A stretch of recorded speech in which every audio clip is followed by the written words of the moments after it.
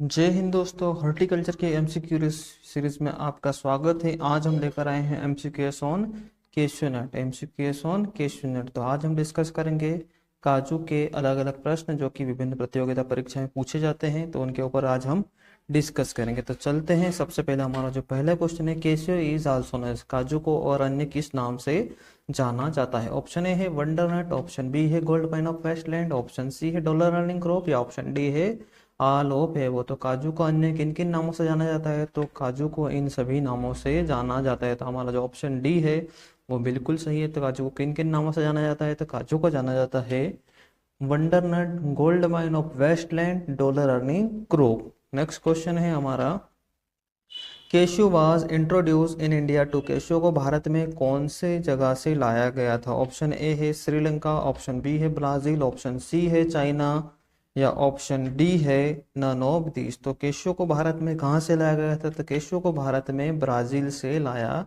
गया था। केशू को भारत में कहाँ से लाया गया था? तो केशू को भारत में ब्राजील से लाया गया था। और कब लाया गया था? तो केशू को भारत में लाया गया था 16वीं शताब्दी के दौरान। किन के द्वारा लाया गया था? तो ये लाया गया था पुर्तगालियों के द्वारा। किनके द्वारा लाया गया था? तो पुर्तगालियों के द्वारा लाया गया था।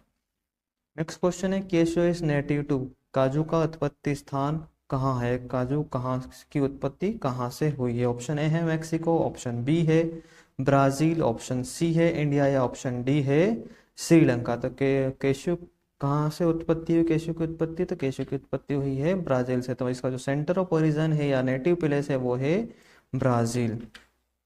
नेक्स्ट क्वेश्चन है, which of the following is belong to mango family, इनमें से कौन सी क्रॉप है जो मैंगो की फैमिली से बिलोंग करती है? तो सबसे पहले तो मैंगो की फैमिली कौन सी होती है? तो मैंगो की फैमिली होती है एनारकार्डियेसी। तो एनारकार्डियेसी फैमिली से कौन बिलोंग करता है? ऑप्शन ए है मैंगोस्टीन, ऑप्शन बी है वालनट, ऑप्शन सी है पिकानट, या ऑप्शन डी है केशू नट। तो किसकी फैमिली एनारकार्डियेसी है? तो केशू की फैमिली ही एनारकार्डियेसी। इसलिए हमारा जो क्वेश्चन है, जो राइट आंसर है वो है केशू। केशू ही मैंगो की फैमिली से बिलोंग करता है, क्योंकि केशू की फैमिली भी एनारकार्डियेसी और मैंगो की फैमिली भी एनारकार्डियेसी। नेक्स्ट क्वेश्चन की ओर चलेंगे, basic chromosome number of cashew, जो केशू का जो बेसिक क्रोमोसोम नंबर है वो कितना होता है? एक्स बराबर कितना होता है? ऑप्शन ए है 21, ऑप्शन बी है 23, ऑप्शन सी है 20, या ऑप्शन डी है 42।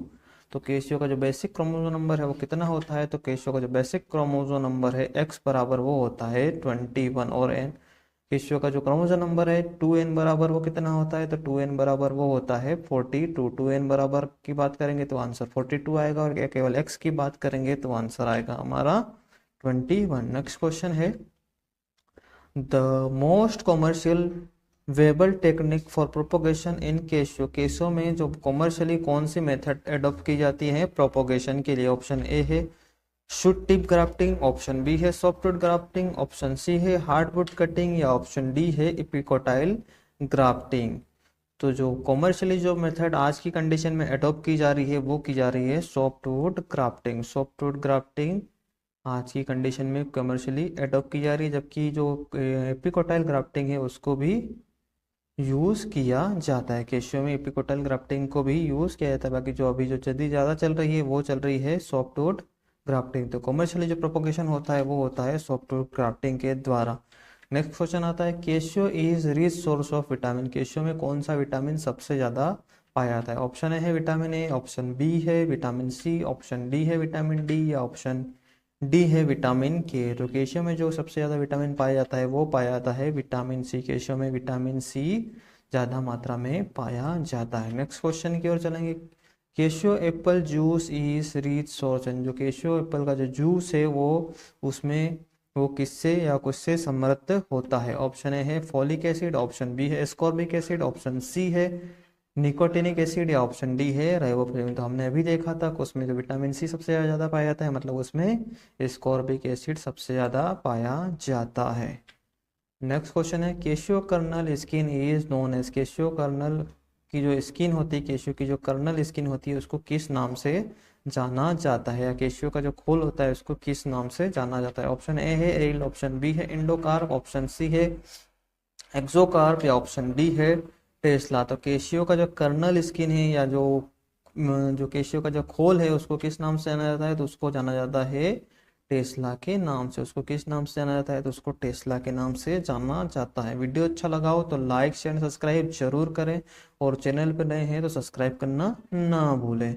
नेक्स्ट क्वेश्चन है हमारा, India share in cashew production of world around. भारत का जो पूरा विश्व है उसमें काजू उत्पादन में कितना प्रतिशत हिस्सा है? ऑप्शन ए है 10%, ऑप्शन बी है 20%, ऑप्शन सी है 30%, ऑप्शन डी है 40%। तो भारत का जो लगभग हिस्सा है वो लगा है 20 से लेकर 25% तक भारत शेयर करता है टोटल वर्ल्ड के प्रोडक्शन में। कितना? 20 से लगभग 25% तक। और भारत जो है विश्व का दूसरा सबसे बड़ा उत्पादक, काजू उत्पादक देश है। विश्व का second largest producer of cashew, second number पे है। नेक्स्ट क्वेश्चन आता है, the main fatty acid in cashew kernel. जो केशू कर्नल है उसमें सबसे ज्यादा कौन सा फैटी एसिड पाया जाता है? कौन सा फैटी एसिड पाया जाता है? तो ऑप्शन ए है हमारा ओलिक एसिड, ऑप्शन बी है लिनोलिक एसिड, ऑप्शन सी है स्टेरिक एसिड, ऑप्शन डी है लेंगोसेरिक एसिड। तो इसमें कौन सा एसिड पाया जाता है? तो वो पाया जाता है लिनोलिक एसिड। केशू जो का जो कर्नल है उसमें कौन सा एसिड पाया जाता है? तो उसमें लिनोलिक एसिड पाया जाता है। नेक्स्ट क्वेश्चन की ओर चलेंगे, T mosquito bug is serious paste of. जो टी मस्कीटो बग है वो किस क्रॉप का सीरियस पेस्ट है? ऑप्शन ए है मैंगो, ऑप्शन बी है कैश्यू नट, ऑप्शन सी है कोकोनट, या ऑप्शन डी है बनाना। तो ये किसका सीरियस पेस्ट है? T mosquito bug. तो जो टी मस्कीटो बग है ये केशू का मेजर पेस्ट होता है और ये केशू में काफी नुकसान पहुंचाता है। नेक्स्ट क्वेश्चन की ओर चलेंगे, name of the term associate with collection of fallen nuts of cashew. Cashew के जो फॉलन नट या गिरे हुई जो नट्स होते हैं उनको बीनने की प्रोसेस को क्या कहा जाता है? ऑप्शन ए है ग्लीनिंग, ऑप्शन बी है स्कर्फिंग, ऑप्शन सी है टिकिंग, या ऑप्शन डी है फॉल पिकिंग। तो जो केशू के जो फॉलन नट है उनको कलेक्ट करने की प्रोसेस को क्या कहा जाता है? ऑप्शन ए है ग्लीनिंग। ऑप्शन ए है क्या, जो करेक्ट आंसर है क्या है? वो है ग्लीनिंग। नेक्स्ट क्वेश्चन की ओर चलेंगे, directorate of cashew research is located. जिसको पहले एनआरसीसी के नाम से जाना जाता है। तो पहले क्या किस नाम से जाना जाता था? National research centre of cashew research के नाम से इसको जाना जाता था। अब इसको डायरेक्टरेट ऑफ केशू रिसर्च के नाम से जाना जाते थे। कहाँ स्थित है?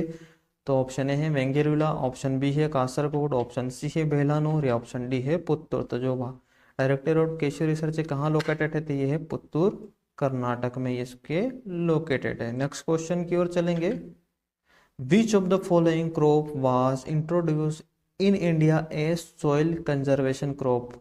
कौन सी क्रॉप को सॉइल कंजर्वेशन क्रॉप के रूप में भारत में लाया गया था? ऑप्शन ए है टी, ऑप्शन बी है कॉफी, ऑप्शन सी है बेर, या ऑप्शन डी है केशू। तो भारत में जो केशू है उसको सॉइल कंजर्वेशन क्रॉप के रूप में लाया गया था या इंट्रोड्यूस किया गया था। नेक्स्ट क्वेश्चन है हमारा, CNSL is related to which crop। जो CNSL is related to which crop। जो CNSL है वो कौन सी क्रॉप से रिलेटेड है? ऑप्शन ए है सपोटा, ऑप्शन बी है कोकोनट, ऑप्शन सी है पपाया, या ऑप्शन डी है कैश्यू नट। तो CNSL किससे रिलेटेड है? तो ये किससे रिलेटेड है? तो ये कैश्यू से ही रिलेटेड है। नेक्स्ट क्वेश्चन है हमारा, full form of CNSL। CNSL का जो फुल फॉर्म है या पूरा नाम क्या है? ऑप्शन ए है cashew nut seed layer, option B है cashew nut shell liquid, option C है कैश्यू नट सेल लेयर, या ऑप्शन डी है कैश्यू नट सॉइल लॉस। तो इसका जो CNSL का जो फुल फॉर्म है वो क्या है? तो CNSL का जो फुल फॉर्म है वो है cashew nut shell liquid. Cashew nut shell liquid, जो कि जो कैश्यू नट की जब रोस्टिंग की जाती है तो उस टाइम पे जो एक ऑयल निकलता है उसको कैश्यू नट सेल लिक्विड कहा जाता है। नेक्स्ट क्वेश्चन की ओर चलेंगे, cashew nut is morphologically known as. Cashew nut को मॉर्फोलॉजिकली किस नाम से जाना जाता है? कैश्यू नट के फ्रूट टाइप को क्या कहा जाता है? हमारा ए ऑप्शन है बेरी, ऑप्शन बी है ड्रूपेसियस नट, ऑप्शन सी है कैप्सूल, या ऑप्शन डी है पॉम। तो इसको किस नाम से जाना जाता है इसके फ्रूट को? तो इसका जो फ्रूट होता है वो होता है ड्रूपेसियस नट। क्या है इसका जो फ्रूट है? वो ड्रूपेसियस नट होता है। नेक्स्ट क्वेश्चन है हमारा, inflorescence type of cashew nut. Cashew का जो इन्फ्लोरेसेंस प्रकार है वो किस प्रकार का होता है? ऑप्शन ए है रेसिमोस, ऑप्शन बी है पेनिकल, ऑप्शन सी है स्पेडिक या ऑप्शन डी है सोलिटरी। तो जो केशू का जो इन्फ्लोरेसेंस टाइप है वो है पेनिकल। केशू का इन्फ्लोरेसेंस प्रकार कौन सा है? तो केशू में इन्फ्लोरेसेंस जो पाया जाता है वो पेनिकल प्रकार का पाया जाता है। अगला प्रश्न आता है, what is optimum time for harvesting in cashew nut? Cashew nut में जो हार्वेस्टिंग टाइम है वो क्या कौन सा होता है? ऑप्शन ए है जनवरी टू फरवरी, ऑप्शन बी है मार्च टू अप्रैल, ऑप्शन सी है जून जुलाई या ऑप्शन डी है सितंबर टू अक्टूबर। तो केशू की हार्वेस्टिंग कौन से मंथ में की जाती है? तो केशू की हार्वेस्टिंग की जाती है मार्च से अप्रैल के मंथ में। मार्च से अप्रैल के मंथ में इसकी हार्वेस्टिंग की जाती है। Protein content in cashew nut, cashew nut में कितने प्रतिशत प्रोटीन पाया जाता है? ऑप्शन ए है 19%, ऑप्शन बी है 22%, ऑप्शन सी है 47% या ऑप्शन डी है 21%। तो केशू में कितने प्रतिशत प्रोटीन पाया जाता है? तो केशू में प्रोटीन पाया जाता है 21%। कितने प्रतिशत प्रोटीन पाया जाता है? तो प्रोटीन पाया जाता है इसमें 21%। अगर कार्बोहाइड्रेट की बात करें तो कार्बोहाइड्रेट पाया जाता है 22%। कार्बोहाइड्रेट कितना पाया जाता है काजू में? तो काजू में कार्बोहाइड्रेट पाया जाता है 22%। अगर फैट की बात करें, फैट यानी वसा, तो वसा पाया जाता है उसमें लगभग 47% तक वसा पाया जाता है। और इसको जीरो कोलेस्ट्रॉल नट के नाम से भी जाना जाता है। किसको? केशू को जीरो कोलेस्ट्रॉल नट के नाम से जाना जाता है। नेक्स्ट क्वेश्चन है हमारा, cashew is planted at the spacing of in high density planting. High density planting में केशू को कितनी डिस्टेंस पे लगाया जाता है? ऑप्शन ए है 8 इंटू 8 मीटर, ऑप्शन बी है 4 इंटू 4 मीटर, ऑप्शन सी है 7.5 इंटू 7.5 मीटर या ऑप्शन डी है 2 इंटू 2 मीटर। तो केशू को हाई डेंसिटी प्लांटिंग में कितनी डिस्टेंसिंग पे लगाया जाता है? तो हाई डेंसिटी प्लांटिंग की बात करें तो केशू को लगाया जाता है 4 इंटू 4 मीटर पे। और अगर नॉर्मल स्पेसिंग की बात करें तो नॉर्मल स्पेसिंग में केशू को लगाया जाता है 8 इंटू 8 मीटर या 7 इंटू 7 मीटर। कुछ वेराइटियों को 6 इंटू 6 मीटर पे भी लगाया जाता है। अब बात कर लेते हैं हमारा अगला प्रश्न, popular method of cashew nut roasting. Cashew nut roasting की पॉपुलर मेथड कौन सी है? रोस्टिंग की, नट रोस्टिंग की पॉपुलर मेथड कौन सी? ऑप्शन ए है oil bath roasting, option B है स्टीम रोस्टिंग, ऑप्शन सी है ड्रम रोस्टिंग या ऑप्शन डी है ओपन पेन रोस्टिंग। अगर पॉपुलरिटी की बात करें तो स्टीम रोस्टिंग है ये पॉपुलर मेथड है। स्टीम मेथड कौन सी है? पॉपुलर मेथड है। जबकि सबसे अच्छा अगर रिकवरी सबसे अच्छे नट किस में प्राप्त होते हैं? सबसे अच्छे नट प्राप्त होते हैं ड्रम रोस्टिंग में। और सबसे ज़्यादा ऑयल अगर किस में प्राप्त होता है तो वो है ऑयल बाथ रोस्टिंग में। सबसे ज़्यादा ऑयल रिकवरी होती है ऑयल बाथ रोस्टिंग में। और अगर सबसे बेस्ट मेथड है या जो सबसे ज़्यादा पॉपुलर मेथड है तो वो है स्टेम रोस्टिंग। जबकि ड्रम रोस्टिंग है उसमें काजू अच्छे प्राप्त होते हैं। नेक्स्ट क्वेश्चन है हमारा, the most common method use for cashew kernel drying. Cashew kernel drying के लिए कौन सी मेथड को सबसे ज़्यादा यूज किया जाता है? ऑप्शन ए है सन ड्राइंग, ऑप्शन बी है ब्रोमा ड्रायर, ऑप्शन सी है हॉट एयर ड्राइंग या ऑप्शन डी है नॉन ऑफ दिस।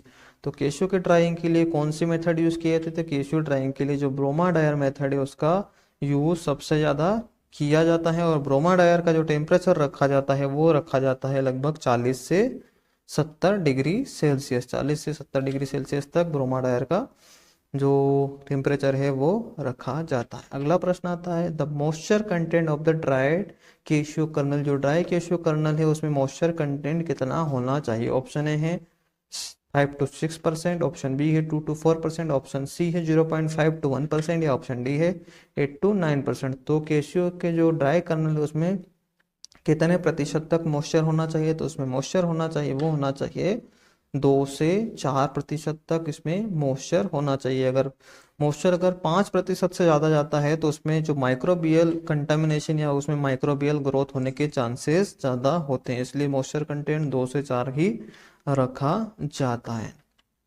अगला प्रश्न है, which of the following variety of cashew is suitable for ultra high density planting. Ultra high density planting के लिए कौन सी वेराइटी सुटेबल है? ऑप्शन ए है नेत्रा जंबो 1, ऑप्शन बी है नेत्रा वमन, ऑप्शन सी है झरग्राम 2 या ऑप्शन डी है भास्कर 45। तो कौन सी variety ultra high density planting के लिए सुटेबल है? कौन सी variety ultra high density planting के लिए सुटेबल है? तो वो है नेथ्रा वमन। नेथ्रा वमन जो वेराइटी है ये high ultra high density planting के लिए सुटेबल है। धन्यवाद। अगर वीडियो अच्छा लगा हो तो लाइक एंड सब्सक्राइब जरूर करें। धन्यवाद।